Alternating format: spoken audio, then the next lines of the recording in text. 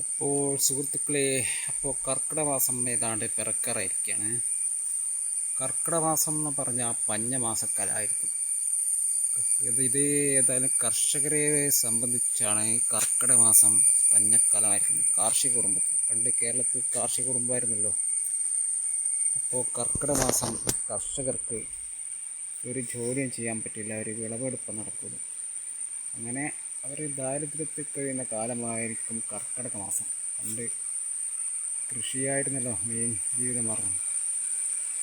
അപ്പോൾ കർക്കിടകത്തിന് ശേഷം ചിങ്ങം പിറന്നാലാണ് വിളവെടുപ്പ് ഓണമൊക്കെ ഉണ്ടാവുക. അപ്പോൾ അതുകൊണ്ട് കഷ്ടപ്പാടുകൾ നീങ്ങിയിരുന്ന കാലത്ത് കർഷകർ ഓണം ആഘോഷിക്കുന്നു.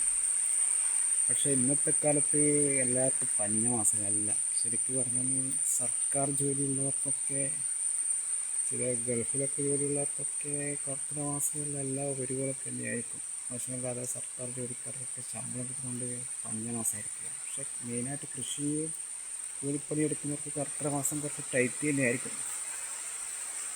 അങ്ങനെ കർക്കിടകം വരാറായി. കർക്കിടകത്തിൽ പണ്ടൊരു പണിയില്ലാതെ രാമായണം വായിച്ച് നേരം കൂട്ടും. കർക്കിടകത്തിൽ വെറുതെ വീട്ടിലിരിക്കുന്ന രാമായണം, പിന്നെ കർക്കിടക സുഖചികിത്സ, ഇതൊക്കെ ഉണ്ടാവും. അതൊക്കെ ഇപ്പോൾ ഒരു സൈഡിലോട്ട് നടക്കുന്നുണ്ട്. നിങ്ങളുടെ കർക്കിടകമൊക്കെ എങ്ങനെയായിരിക്കും? കർക്കിടക മാസം കഴിഞ്ഞിട്ട് പറഞ്ഞാൽ മതി കേട്ടോ.